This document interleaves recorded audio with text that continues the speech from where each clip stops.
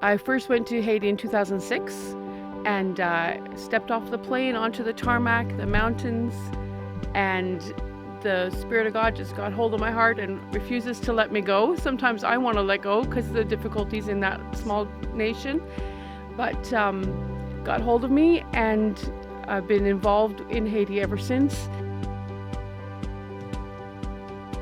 Hello, friends. Welcome to Galcom's Mission Compass, your guide to the Great Commission. I'm Ron Harris. On today's Mission Compass, we want to update you on what Galcom is doing around the world, and also connect with a ministry partner who, like Galcom, is making waves. Where do you fit in the Great Commission? Well, keep listening. We may have an answer for you. And here's your host, Galcom's Tim Whitehead.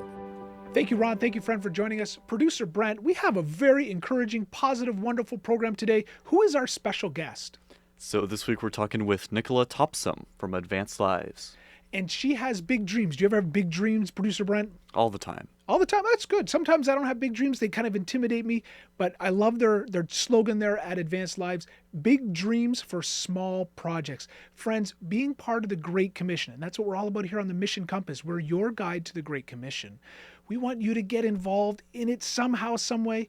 Small projects are the way to go. A small difference in somebody's life, telling them about Jesus, showing his love. That's the way to go. So you want to stay tuned and listen to this story of Nicola Topsom and Advanced Lives. Producer Brent, who else we got on our program? We're talking with Sam Ebersole from GNA again. And once again, friends, we're your guide. We're pointing you to the way to be a witness for Jesus Christ. And Sam Ebersole and our very good friends at GNA News, so gna.news if you want to go to their website, they have all sorts of instructions on how to use your smartphone as an evangelistic tool, to be a smartphone reporter. He's got a great testimony this week, great tips on how you can be a better journalist, make a really attractive, impressive video, like you did, Producer Brent, on your trip to Peru.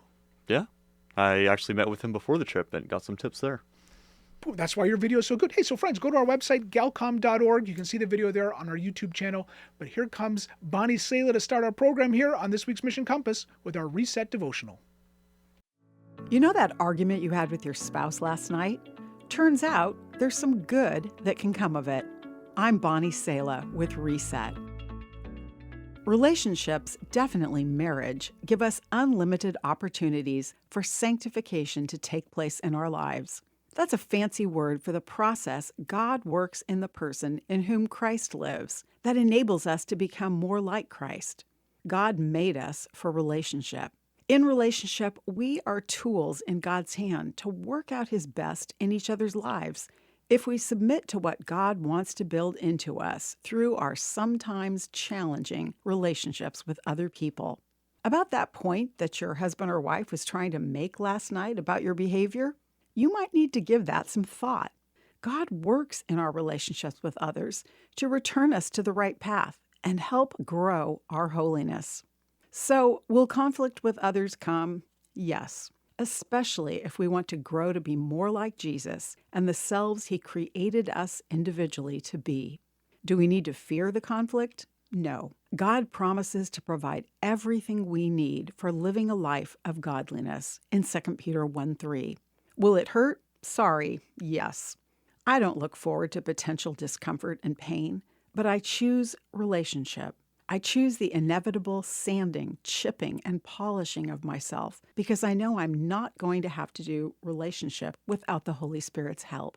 Your spouse, your family, coworkers, and friends are hand-picked implements that God will use to create his beauty in your life if you're willing to let him work through your relationships. I'm Bonnie Sala with Reset.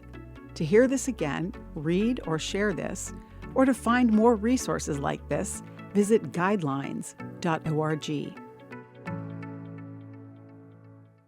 Well, friends, over the last couple of years, we have been partnering with GNA, the Global News Alliance, and they've been sharing incredible stories of what God is doing around the world and also equipping us to be cell phone reporters, to tell God's story ourselves in our community, our church, what God is doing in our lives. So their Director of Training, Dr. Sam Ebersole, joins us again. Sam, great to have you back on the Mission Compass.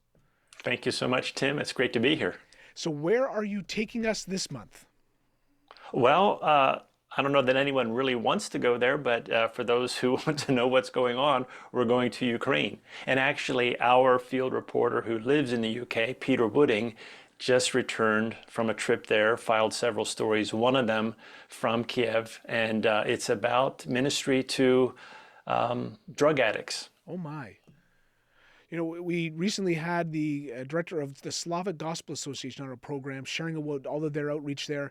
And I was actually encouraged, but I was surprisingly encouraged because, you know, with war, with trauma, there's got to be a dark side. And so, you know, this is important for us to know. So, Sam, go ahead.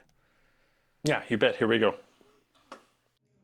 A major challenge on society in Ukraine is an escalation of drug addiction, including among those dealing with the trauma of serving on the front lines of the war. In response, Christian-run coffee houses and rehabilitation centres across the country are seeing many addicts set onto a path to recovery. Each week, this Teen Challenge coffee house in Kyiv gathers people for a time of worship, testimonies and teaching and fellowship. Thanks to support from Christian charity Mercy Projects, Igor Glushko is able to coordinate this centre, and having overcome substance abuse in his own life, he shares the transformation he sees in those he helps. For me, it's a huge blessing when I can see how their life changed. I personally brought them to rehabilitation and now they serve here. Those who went through rehabilitation and come to our coffee house, their eyes are now shining brightly because their lives have been changed. And Igor continues to dedicate his life to seeing many more people not only live a life free from addiction, but also leading others to become disciples of Christ. Peter Wooding reporting for the Global News Alliance in Kyiv, Ukraine. Well, again, I am pleasantly surprised at the hope, that's there, you know, in the midst of trauma, of course, trauma and then addiction to numb the pain of life. But the true need we have is Jesus Christ. What a great story from Peter. Absolutely. And, you know, the thing about Teen Challenge, they've been around for, I don't know, more than 50 years, I don't know, 60 years, for a long time. And it's interesting, I actually have a personal connection. The head of Teen Challenge for Eastern Europe is a very good personal friend. And when he lives in the United States, he's my next across the street neighbor. But I sent him this story and he said, yeah, I know those guys well. But here's the thing. Everyone who runs one of their centers, well, I don't know if everyone, most of the guys who run their centers were former addicts. And they can tell you from experience what it's like to dig yourself out of that hole. Not dig yourself out, sorry, I shouldn't have said that. To be delivered by the grace of God from that addiction. And powerful witnesses that they have to share with other people who are sharing the same problem. Yeah, I love when you said powerful witness. That's the whole point of the Great Commission work. That's the point of our radio program here in the Mission Compass, GNA News. God is doing something, and he wants us to tell the story. And if God has transformed our life, he just wants us to witness to that and share with our neighbor across the street or anybody, you know, that God has done this in my life. So each month, you give us a little tip on how to tell that story well, with quality, with professionalism. So what's our tip from the GNE News Academy Vault for this month? Well, I kind of have two, and one is more of a challenge, and that is Peter did a segment for us. We call them Pro Tips. He's a journalist. I interviewed him for about 30 minutes about reporting from a conflict area, from a war zone, from a difficult, and he has lots of war stories to tell about, you know, being in very difficult, whether it's Hezbollah in southern Lebanon or wherever. Reporters are sometimes in difficult places, and if you're serious about wanting to tell God's stories, you might end up in some dangerous spots. But obviously, you know, we don't want to be flippant about it, but we also trust God that he is going to protect us and keep us safe if we rely on his wisdom and his care. So being willing to go to a difficult place to tell a story is not so much a tip, but almost a challenge for people who have the courage and faith to do that. But the other thing is, when you go into a situation like this, there our statistics, you could talk about the tens of thousands, perhaps, of people who have been affected by the war and how some of them turn to drugs and addiction and how many of them are addicted and recidivism rates and all the rest of it. You can get bogged down in that. But what people really need to understand is, what is an individual going through? What is his story? What is her story? What is the point that I can connect to personally, because we're both human beings. We're both children of God. So the shot in that piece that did the most for me was the guy who obviously looked healthy and well, holding up his cell phone, and it was a picture of him emaciated, thin, obviously someone who was addicted, probably to crack or something like that. And just to see the visual difference between the way he was, I don't know if it was 6 months ago or 2 years ago, but whatever it was, and what he was like today, those are the kinds of shots and personal stories that are really going to make a piece connect with your audience. Yeah. So friends, if you want to see that story there, if you're joining us here on radio, gna.news, and you can type in Peter Wooding, Ukraine, Teen Challenge Ukraine, and you'll see that there's all sorts of incredible stories of what God is doing around the world. And and I totally agree, Sam. If you're telling your story, if you're telling God's story, tell the story, tell the narrative, what God did in your life. Don't grab the dates. Who cares about the dates and the times and the numbers? Just tell the emotional story, and that's what transforms lives. Sam, appreciate your partnership with GNA, and friends, go gna.news for the stories, and to be trained yourself, go to YouTube, GNA Academy, all sorts of great tips and tricks there on how to use your cell phone to tell God's story. Sam, God bless you. And let me just say, if you're going to YouTube, you'll get better search results if you go to Global News Alliance Academy. There's another GNA Academy out there somewhere. So Global News Alliance Academy will get you there. Thanks, Sam. Thank you. Well, friend, so thankful that you join us again here on the Mission Compass. Again, trying to find your part in the Great Commission, just pointing you in a direction of serving God. And so we have another great testimony of someone who said, yes, Lord, here I am. Use me. Nicola Topsom is here with us from Advanced Life. Nicola, so great to have you here in studio. Thank you for having me. So tell us all about Advanced Lives and the website advancedlives.ca if someone wants to follow along while we're talking. Right. Well, what we do in a nutshell is food and water to the very poor and forgotten. Food in Haiti and water in India and the persecuted church in Nepal. Excellent. Well, here's the big question then. Why? I first went to Haiti in 2006 and stepped off the plane onto the tarmac, the mountains, and the Spirit of God just got hold of my heart and refuses to let me go. Sometimes I want to let go because of the difficulties in that small nation. But got hold of me, and I've been involved in Haiti ever since, and including my husband and I having a daughter that was born in Haiti and adopted to us. Oh. So it's a beautiful place full of good people and potential, but hurting and often forgotten, particularly in the countryside.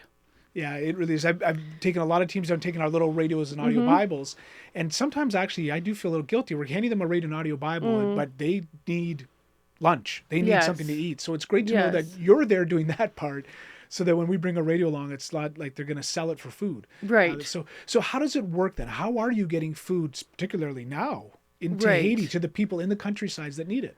In 2014, from my kitchen table, my sister and I started a project in Haiti, and we went there with the decision to are we going to commit to Haiti, or are we just going to back off? I wasn't sure. So I went in 2014 with a friend, met some people there that had the potential to be teammates, and decided that, yes, let's do something. And I didn't want to do something where I had to move there. That wasn't an option for my husband and I. And I wanted to establish a ministry where the Haitians were responsible for the work. And so that took time, probably longer than I expected. And we set up a few different options. We tried a few different things. Some things were shut down by gang violence. We lost some team members that passed away. But about 3 years ago, we decided to do food for seniors. I had worked with seniors in the Halton region for many years, and they're always been close to my heart. So a team member that was there, him and his wife, I said, let's try this. Let's try food and let's buy it locally. That was one of our stipulations. We want to buy food locally from local farmers and growers. So he started off with 5 meals, then 12, then 17, then 28 in 4 weeks, and now we're at 300 a week in 3 different locations. Fantastic. Yeah. So you're supporting local economy. Yes. Jobs are being provided for. Yes. And the most at risk, most at need are getting food. Yes, we budget $2 per plate, and this includes our Western Union fees, our staff fees, oil for cooking, transportation to get the food, to buy the food, to cook the food. And we have pastors high up in the mountains, 2 hours motorbike drive, then walking, that have 300 children on their waiting list for food. Oh. So it's a high need. Yeah. And we're very proud of our team that keeps going and keeps continuing and just keeps pressing on. And I'm very thankful for the supporters that let me be the connector in between. That's pretty good value, like you said, to get the wire the funds down, and you're preparing the meals to hand out. That's pretty good for $2 a plate. Yes, one of the things that we save money on is we ask people to bring their own dish. Okay. So we're not buying styrofoam or plastic, Hey. and we're not dealing with the garbage either. Nice. Yeah. They're really well thought out. Thank you. So meeting a real physical need, Yes. but this is a mission. Yes. So what is the ministry part of it? How are you, like, obviously sharing the love of Christ? And you said it's pastors that are taking the food up. So Yes. are they then preaching? Are they building churches up there? How does that element work in? The one high up in the mountains, the pastor organizes it, and his wife is the cook. And then they have Sunday morning service, and then they feed the people afterwards Sunday morning. And that seems to work well. But they're the ones with the highest need at the moment. Okay. And people walk from all over, hours and hours, to come for lunch. I've seen it. I've walked up some of those mountains to those churches. So it's and it is a beautiful, lush country, but it's mountainous, and you're not going to get big commercial farms like we have here in Canada or in Midwest U.S. So, so great need, great way to solve it, and jobs and food, all that local stuff is great support. So then, Haiti's a long way from India. Yes, So yes, how it is. and you said you're doing water wells in India, not food. Right. So just the way God led in that situation? Yes, 2017, I was connected with a young pastor in India, and I sold bracelets made in Haiti, sent him the money to see sort of as a test to see how this would go. He set up a ministry there with it, and we were able to connect back and forth and work together must be almost 10 years, 8 or 9 years now. And with India, I really had to narrow it down, like many ministries do, because the needs are so great. Yeah, you can't say yes to everything. Yeah. Right. So every week almost I get people saying, "Oh, can you help? Will you build us a clinic? Will you send eyeglasses? Will you send shoes? Will you come and, put malaria nets up?" And I have to say, no, but I know someone who can. We do water. Yeah. So the water wells in India is fantastic ministry. It's very, very exciting because we fundraise for the water wells, 3,800 Canadian, and the water wells are put on church property. So the pastor is responsible for the upkeep of the well, which is 20, 30 years. A water pump will last there if it's looked after properly.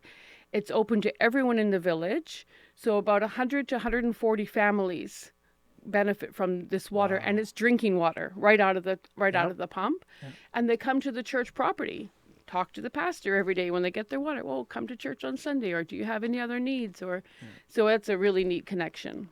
And that's, again, I was just trying to do the math in my head. $2 a plate for the food, but 20 years of a water pump working at $3,800. We're working out pretty good for, a cup of water is pretty cheap then. For 140 families. Yeah. And drinking water. Yeah, clean drinking water. Yes, that's the exciting part. So just logistically, why did you had this great program of food going on. Everything was working really well. You didn't want to duplicate that in India? Why did you decide to Food is not particularly a high need in India. Okay. They have a very good farming system. They have a lot of bread. They have a lot of food that they need is grown there and accessible. But I asked the pastor, what is the greatest need? And I said, think about it. Don't just off the top of your head. I said, what is the need?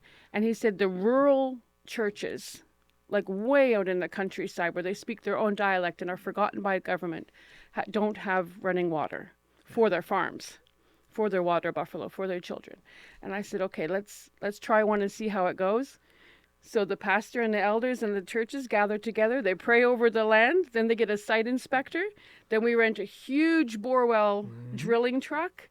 They come, they pour the concrete, they drill the water 200 feet or so down, sometimes 300. And up it comes, and we put up a plaque and praise God for that and go on our way to the next one. Yeah, here at Galcom, we say everything we do is in partnership. Because that local pastor knows the culture, he knows the context, Yes. he knows the language, he knows best the need there. Yes. And so we as brothers and sisters in Christ working together, as the Apostle Paul talks about the body of Christ. There's the hand, there's the foot. We do our part, they do their part, and working together, we're changing lives. Yes. One of the things I have learned, probably learned the hard way with Haiti and not being able to go back and forth like I used to, is not to micromanage your partners.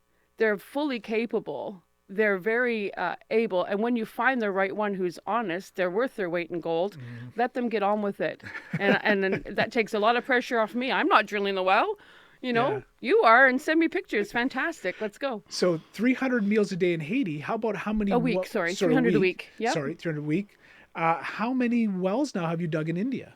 We've just started 2022.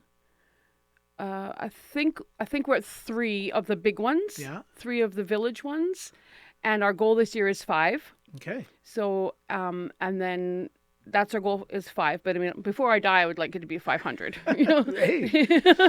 Just aim for the. And then the reason we got connected is about say a month or so ago we had a mutual friend, Art Dirksen, in the studio. Yes, my pastor. Okay, there's the connection. Raving about the work that you're doing now in Nepal. Because our conversation together was all about him providing goats for widows in Nepal. Yes. He says, then you got to get Nicola in here because she was with me. And so Yes. so he just dragged you to Nepal and said... Oh, I asked, can I come? Okay, I don't even know if I asked.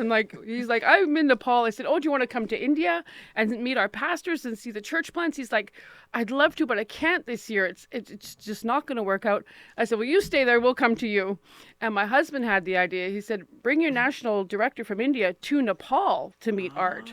And so instead of just a phone call, I said, okay. So logistically, it was a bit tricky, but we all got to one restaurant in the end, the 3 of us.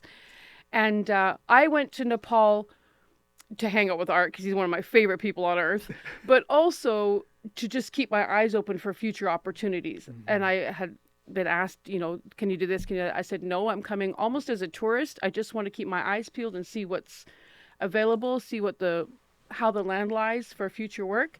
And I was so impressed with the national director in Nepal. I was very impressed with his references from other people that had worked with him for many years. And immediately I said to him, send me some pricing for water wells, no promises, but I'm going to think about it and talk to the board. And we're funded our 3rd water well this week for Nepal. Because it's a lot cheaper in Nepal. It's different. Okay. The reason it's cheaper, it's $1,400, is it's a water pump on one person's property. Okay. And they don't have to drill as far, 150, 200 feet. It's a much smaller setup, the pieces. And so our goal this year is 10 of those in Nepal. And those go on the property of the persecuted church. Excellent. Saving them hours and hours of walking for water. Yeah. Wow. So, as it was on your website, again, advancelives.ca, I just was really struck by, it just seems like God speaks to you and says, here's a need. And instead of you saying, no, someone else can do it, you've just said yes. Yeah. Is that really kind of... Partly because I like the excitement and I like the adventure. And I mean, I can't imagine spending my life, redoing my kitchen every 3 years. That would just drive me insane. So I have a very supportive, wonderful husband who's like, yeah, go, I'll hold the fort, you get on with it. And so I was raised with a world map over our kitchen table as a kid. Okay. And pictures of missionaries on the fridge. And I know how to pack, I can do a week in a bag. I can pack quickly. I can, those ways I was raised of giving. My parents set a great example of giving. and I have learned to be ready and say yes. And boy, it's wonderful. It's exciting. I agree. I'm glad that I also said yes when God said, "Hey, Tim, how about missions?" And I said yes. If someone wants to learn more about your ministry or talk to you or join you and say, "Hey, I my church should be involved. Can I come with you to India to see it ourselves, take those pictures and bring it back?" How do they get in touch with you? The best way is probably email Nicola, Nicola, at advancedlives.ca. I don't take large teams of people. I find it's a lot of work, and can often get more done with just one or two people. We can run around and move quickly. But the opportunities are there to come and see for yourself, and to enjoy India and enjoy Nepal. It's different to Haiti, that's for sure. Haiti is hard work, and everybody knows that. And the opportunity to travel there is not there right now. But for people to be involved and to see for themselves that want an adventure, be ready for an adventure. We're not going on holidays, but we will have some fun. So Nicola, Nicola, at advancedlives.ca. Great pictures and information. I'm talking about pictures. Yes. People can donate there, obviously, towards $2 a plate of food per week there in Haiti, or $1,300 for a well in India, $1,400 for a well in Nepal. But you also sell some photos. Are these ones you've taken? They are not. They are Okay. professional photos by a traveling photographer that came with me. He's a Canadian guy. He came to Haiti, came to India, and the link is there to find his photos and support his business. Pretty stunning pictures. Stunning photos. Yeah. And I get great photos because I stand behind the photographer with my cell phone, and I get these photos that are just fabulous, but it's just because I just copycat. Yeah, follow the pro and you get a good picture. Yes. Friends, really want to encourage you to get involved in mission somehow, some way. That's our message every week here on the Mission Compass. And I just love, Nicola, you've made it look so simple, so obvious. Like I could do this. Right. So friends, if you're like, I could do this, Nicola at advancedlives.ca, visit the website today. Make a gift, feed a hungry belly in the mountains up in Haiti, help get a well built over in India or Nepal, and then talk to Nicola about saying, how can I do this too? How can I join you in it? Or how can I get my church involved? But we all have a part to play in the Great Commission. Nicola, thank you so much for doing your part. Thank you indeed. Thank you. Well, friend, we're at the end of our program today, and you've been listening to Galcom's Mission Compass, your guide to the Great Commission. We really appreciate you joining us and would like to send you a special gift. Contact us to receive your free copy of our devotional 30 Days of Faith. Visit galcom.org and click Mission Compass. Fill in your contact info and we'll mail a gift out to you right away.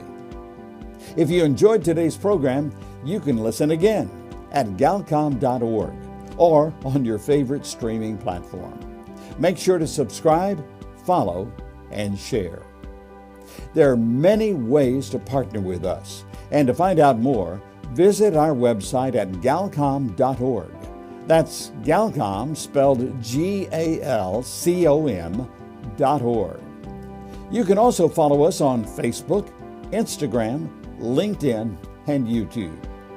I'm Ron Harris. Thanks for joining us today on Mission Compass, a radio ministry of Galcom International.